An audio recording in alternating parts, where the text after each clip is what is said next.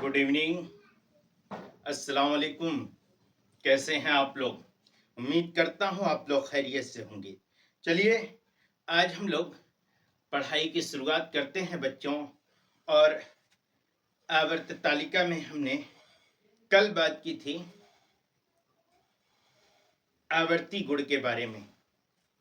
इन्हीं आवर्ती गुणों में एक गुण परमाणु आकार का भी है। इसे हम समझने की कोशिश करते हैं कि परमाणु आकार क्या है। देखिए, परमाणु आकार इसे परमाणु त्रिज्या के रूप में व्यक्त किया जाता है। किसी भी परमाणु का आकार एक गोलाकार मानते हुए उसकी त्रिज्या पर निर्भर करता है। हम एक परमाणु है, इसे एक गोल आकार का गोलाकार मानते हैं और उसी को मानते हुए, उसके केंद्र को मानते हुए परमाणु की त्रिज्या जो होती है, परमाणु के केंद्र को मानते हुए उसके जो नाभिक का अंतिम कक्ष होता है, मान लीजिए ये केंद्र है, तो इस केंद्र से इस नाभिक के जो अंतिम कक्ष, यानी अंतिम कक्ष का अगर इलेक्ट्रॉन यहाँ है तो इस इलेक्ट्रॉन के बीच की जो दूरी होती है इसे हम नाभिक कहते हैं। इसको हम परमाणु आकार के नाभिक की त्रिज्याओं को हम जो है कई प्रकार से डिवाइड कर सकते हैं। सहसंयोजी त्रिज्या, वैंडरवाल्स त्रिज्या और धात्विक त्रिज्या। ठीक है, देखिए अब बात करते हैं परमाणु आकार को प्रभावित करने वाले कारक कौन कौन से हैं। परमाणु आकार को प्रभावित करने वाले कारक कौन कौन से हैं, बात कर लेते हैं इसकी। परमाणु आकार को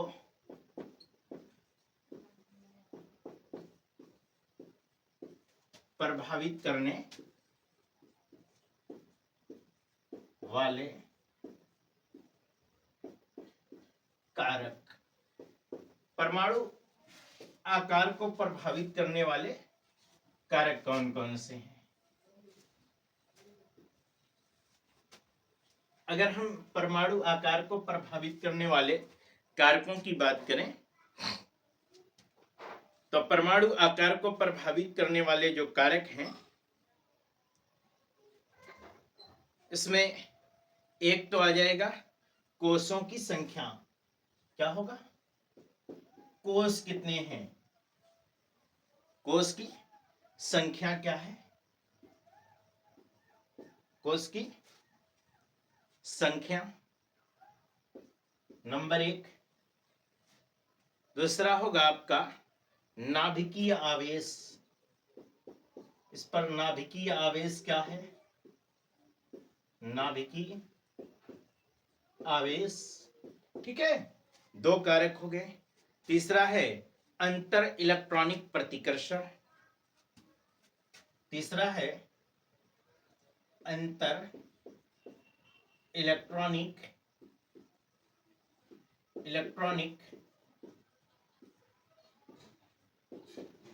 प्रतिकर्षण। एक और कारक है इसका परीक्षण प्रभाव। ये कुछ कारक हैं जो परमाणु आकार को प्रभावित करते हैं। परीक्षण प्रभाव।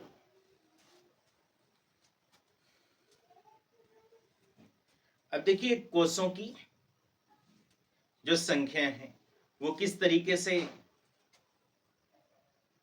डिपेंडेंट होती है। जो कोष की संख्या है, कोषों की संख्या किस तरीके से डिपेंड करती है। जैसे अगर हमारे पास लिथियम है तो लिथियम का परमाणु क्रमांक 3 होता है ना। इसका इलेक्ट्रॉनिक कन्फर्मेशन 2 और 1 होता है। कितना होता है? 2 1 होता है। यानी कि इसका जो बीच, इसकी त्रिज्या जो होगी वो क्या होगी? परमाणु आकार को अगर हम गोलाकार, ये आपका नाभिक है और ये जो है बाहरी सेल में इसके इलेक्ट्रॉन चक्कर लगा रहे हैं, तो इसके बीच की जो यहाँ पर 2 इलेक्ट्रॉन और यहाँ पर 1 इलेक्ट्रॉन। तो जो इस इलेक्ट्रॉन इस नाभिक से इसकी दूरी है, ये दूरी कितनी होगी? और एक है आपका सोडियम, एक ही वर्ग का ले रहे हैं हम, सोडियम। इसका परमाणु क्रमांक 11 होता है। इसका इलेक्ट्रॉनिक कन्फिग्रेशन हो जाएगा 2 8 1, है ना। तो इसके स्ट्रक्चर की अगर हम बात करें तो इसका स्ट्रक्चर जो है, इसके जो है ये नाभिक है आपका, ये बाहरी सेल में इलेक्ट्रॉन इसके चक्कर लगा रहे हैं, ठीक है। तो इसमें 2 इलेक्ट्रॉन हो गए, इसमें 2 4 6 और 1 यहाँ। तो जो इसके बीच की दूरी है, ये दूरी और ये दूरी क्या सिमिलर होगी? नहीं होगी ना। यानी कि होना तो ये चाहिए कि जो त्रिज्या r है, r समानुपाती n होना तो ये चाहिए, जहां n जो है यानी कि n कोषों की संख्या है ना। n क्या है? कोषों की संख्या। तो जो नंबर ऑफ कोष हैं, कोषों की संख्या है जो, वो क्या होनी चाहिए? वो जब बराबर होगी तब तो त्रिज्या बराबर होगी। r समानुपाती n होता है। तो ये जो है इसके लिए ये भी s ब्लॉक का है, इसका भी S1 है, इसका भी लास्ट सेल में S1 है।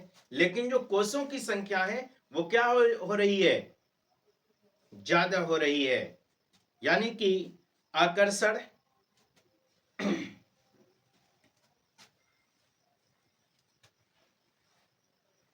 ठीक है। ये चीज क्लियर हो गई? क्लियर? अब नोट कर लीजिए, इसे नोट कर लीजिए, नोट कर लीजिए। तो फिर हम इसे जो है क्लीन कर, नोट कर लिया बच्चों आपने। तो अब बात कर लेते हैं नाभिकीय आवेश क्या है। देखिए नाभिकीय आवेश जो है, नाभिकीय आवेश क्या है? नाभिकीय आवेश बढ़ने से नाभिकीय तथा इलेक्ट्रॉन के बीच जो है, नाभिक तथा इलेक्ट्रॉन के बीच जो आकर्षण होता है वो बढ़ जाता है, जिससे इलेक्ट्रॉन अग्र के नाभिक की ओर जाने लगते हैं और नाभिकीय आकार घटता है। जैसे जैसे क्या होता है, नाभिकीय आवेश बढ़ता है ना। तो नाभिकीय आवेश बढ़ने से इलेक्ट्रॉन के बीच का जो आकर्षण होता है ना, इलेक्ट्रॉन के बीच का जो आकर्षण होता है वो भी, एक इलेक्ट्रॉन से दूसरे इलेक्ट्रॉन का जो आकर्षण होता है वो भी क्या होता है? बढ़ता है, ठीक है। ये हो गया। अब बात कर लेते हैं कक्षों की संख्या के ऊपर। कक्षों की संख्या बढ़ने से नाभिक तथा अंतिम कक्ष के बीच की जो दूरी होती है वो बढ़ने से जो परमाणविक आकार होता है, इसका जो परमाणविकता होती है इसकी, उसका आकार बढ़ता है। यानी कक्षों की संख्या जैसे जैसे बढ़ेगी, अंतिम कक्ष के बीच की दूरी बढ़ने से परमाणविक आकार यानी परमाणुओं का आकार बड़ा होगा। जैसे अब ये बात समझिएगा कि परमाणु का आकार कैसे बड़ा होगा। यानी कि ये जो है नाभिक है आपका, है ना। तो नाभिक से जैसे 1 कक्ष, 2 कक्ष, ये 3 कक्ष, ये हम बढ़ाते जा रहे हैं, तो इसकी दूरी क्या हो रही है? ये जो बढ़ने से क्या हो रहा है? परमाणु आकार, इसका आकार क्या हो रहा है? परमाणु का आकार जो है क्या हो रहा है? बड़ा हो रहा है, हैवी हो रहा है, ठीक है। इसके बाद हम लोग बात कर लेते हैं परमाणु आकार या त्रिज्या के बारे में हम लोग बात कर रहे थे, है ना। तो जैसे जैसे परमाणु आकार जो है हम जो है ऊपर से नीचे आवर्त सारणी में, आवर्त तालिका में ऊपर से नीचे जैसे जैसे जाते हैं, ऊपर से नीचे जाने पर क्या होता है? ये परमाणु आकार जो होता है वो बढ़ता है। जब जब भी हम आवर्त तालिका में ऊपर से नीचे की तरफ आते हैं तो ऊपर से नीचे की तरफ आने पर क्या होता है, परमाणु आकार बढ़ता है। और जब हम आवर्त में बाएं से दाएं की तरफ जाते हैं तो ये घटता है। ठीक है, एक चीज ये क्लियर हो गई। अब हम लोग बात कर लेते हैं सहसंयोजी त्रिज्या। देखिए, यदि दो समान परमाणुओं ने सहसंयोजी बंध स्थापित किया जाता है तो उनके नाभिक के बीच की जो अर्ध दूरी होती है सहसंयोजी त्रिज्या कहलाती है। मतलब ये कि जैसे H2 है, Cl2 है, N2 है, O2 है, जैसे हाइड्रोजन है ना, इसकी त्रिज्या, इसमें एक क्या किया जाए, बंध बनाया जाए इस तरह से सहसंयोजी, साथ साथ बंध, और इसका नाभिक ये है और इसका नाभिक ये है। तो इसके दोनों नाभिकों के बीच की जो दूरी है ना, जो दोनों नाभिकों के बीच की दूरी है, इसे हम कहेंगे क्या, इसे हम क्या कहेंगे, अर्ध दूरी जो है इसको हम कहेंगे सहसंयोजी त्रिज्या। यानी जो इसके ये टोटल जो है, जो इसकी त्रिज्या है, ये इसकी त्रिज्या है ना, तो इन दोनों त्रिज्याओं की जो अर्ध दूरी है ना, इसको हम कहेंगे क्या, सहसंयोजी त्रिज्या। ठीक है, इसमें आप जो है Cl2 का बना सकते हैं, N2 का, O2 का, H2 का। ठीक है, नोट कर लीजिए, इसे भी नोट कर लीजिए, आगे चला जाए, नोट कर लीजिए। अब हम लोग कल जो है नेक्स्ट चैप्टर की ओर बढ़ने वाले हैं। ठीक है, तो आपको सहसंयोजी त्रिज्या समझ में आ गई। यानी कि अगर सहसंयोजी त्रिज्या में है ना, जैसे एग्जाम्पल के रूप में हमने कहा कि H2, O2, Cl2 आदि है ना, तो अगर इसके बीच है ना, यानी कि हमने कहा कि यदि हाइड्रोजन, देखिए ऐसे हाइड्रोजन का एक परमाणु दूसरे हाइड्रोजन के एक परमाणु से जो संयोग करता है, यानी कि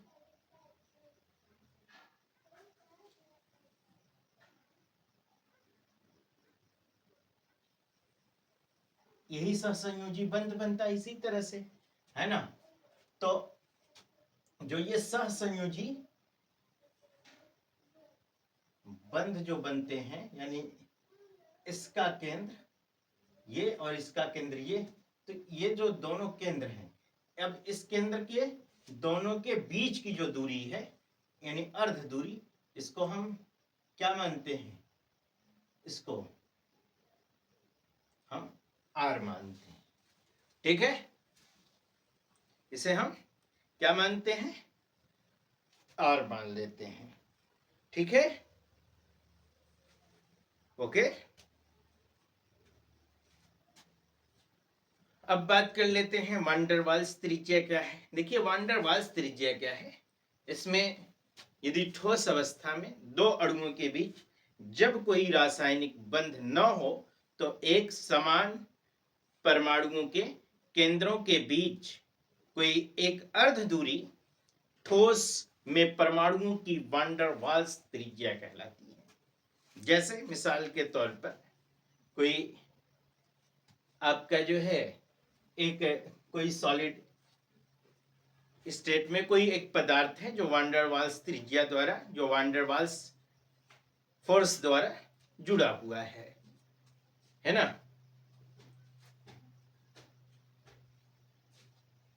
आपका जैसे Cl2 मान लीजिए, ठीक है, तो एक सहसंयोजी त्रिज्या यहां है आपकी। ठीक है, दूसरा जो है, दूसरा परमाणु आपका यहाँ है, ठीक है। तो इन दोनों के बीच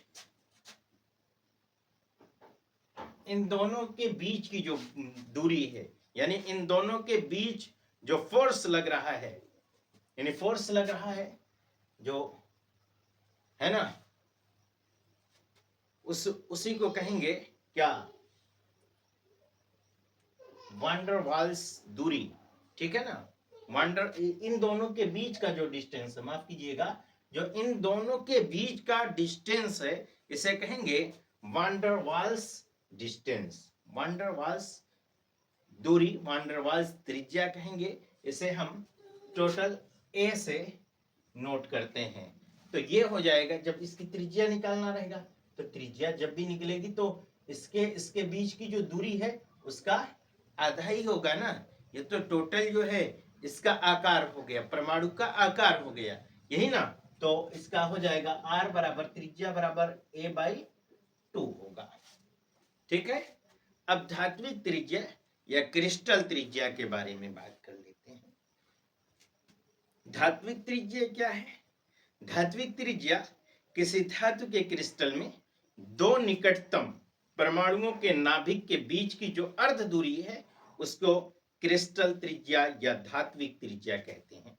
जैसे मिसाल के तौर पर यह समझिएगा कि यदि दो सोडियम नाभिक के बीच की दूरी है ना 272 या 372 pm ज्ञात की गई है, तो सोडियम के क्रिस्टल की जो त्रिज्या है ना, वो कितनी होगी? 272/2 या 372/2 होगी, यानी कि जितना भी होगा उसका मानक मान। जैसे सोडियम के क्रिस्टल के नाभिकों के बीच की दूरी 372 pm है ना, 372 pm है, तो इसका बटा 2 यानी कि 186 pm इसकी त्रिज्या हो जाएगी, ठीक है।